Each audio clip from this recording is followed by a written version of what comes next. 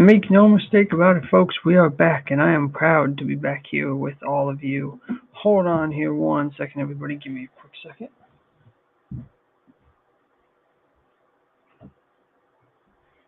All right, just a quick second, everybody. All right, everybody, welcome back here to Sports Talk Live. I am your host, and I wanted to say that Duke men's basketball is off to a pretty fast start this year. Very, very impressed with that. I believe that they are 8-0 to start off the season now. I know most of the games that they played so far were not exactly impressive. But then again, though, most teams end up doing that at the beginning of the year. I know most teams play like those. I call them cupcakes. They end up beating those weak teams that you're supposed to beat. I think Duke just beat. I gotta check their schedule quick, but yeah, 8-0 is pretty pretty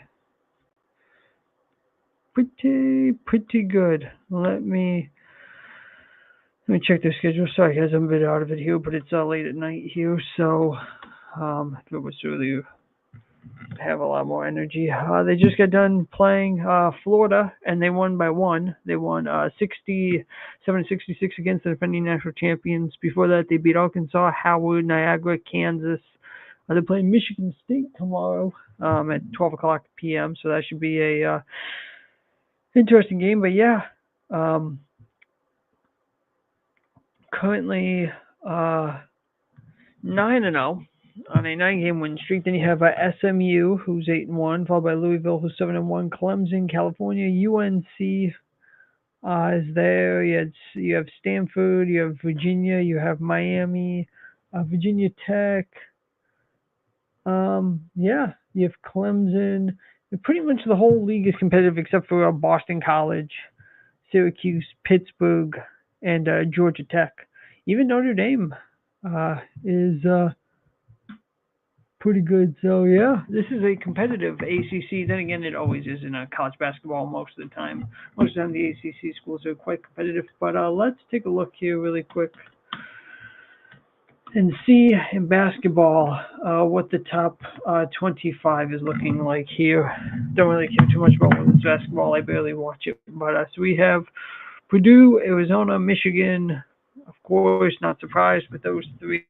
Although Michigan's up 4 in the most recent poll, so you guys know I'm a Michigan fan in football, basketball, but hey, I will cheer for them. If Duke, even though to me Duke should be ranked a little bit higher than they are, I don't see why Arizona is ranked ahead of Duke. UConn sitting at number 5, which is good. I don't like UConn. Louisville, you got Michigan State, you got Houston, BYU, Iowa State, Gonzaga, of course, Gonzaga, the darlings that never do anything.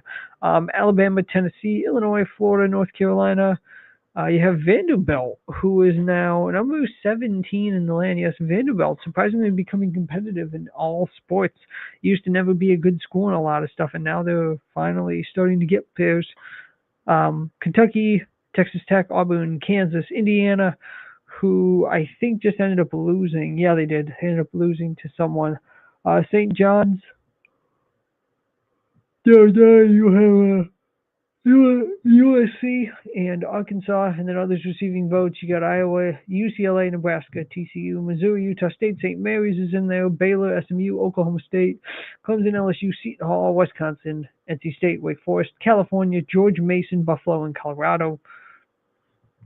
So still stacked at the top as we're going to start moving in here to conference play.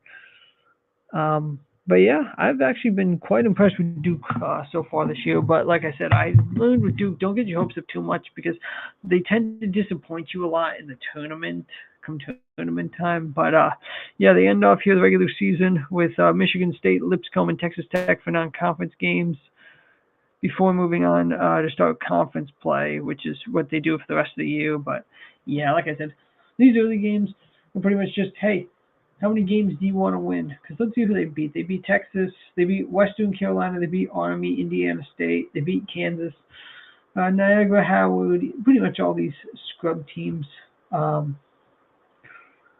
Yeah, the Boozer brothers, Cameron, Boozer. Let's see, Cameron's leading in everything. He's done a fantastic job. He leads in steals, assists, rebounds, and points. Limon Boozer. And then you have Patrick Ngomba the second and Isaiah Evans, like the three main stars on the team. Then you got Caleb Foster.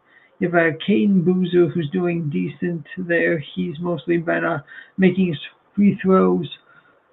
Only has 6 points a game, but that's all right. I know that the sons of Carlos Boozer, so yeah, don't really have too much else to say other than Duke's done well so far. And like I said, I don't really look at that as a indication of what might happen because again, it's literally early season. It's literally basically right now they're just playing, hey guys, you want to play a bunch of scrubs because that's what they're doing. So especially that game where they walloped Army 114-59, that was not impressive. It wasn't, but I don't think any Duke fan will try to argue that it was. So we'll have to see as the season goes on what might happen. But yeah, for now I'm impressed. But we'll be covering them all season, especially as the tournament gets closer. But yeah, so far so good. And like I said, folks, I've been away for a while, but now we're back, and we're going to be back here regularly. I got some more videos coming out tomorrow. There's going to be another history of college football. I'm going to pick up on there where we left off, and then I'll see what else we can get out tomorrow. But thanks for joining me, and be sure to subscribe. Sports Talk Live for more great videos coming soon, and I will see you all later.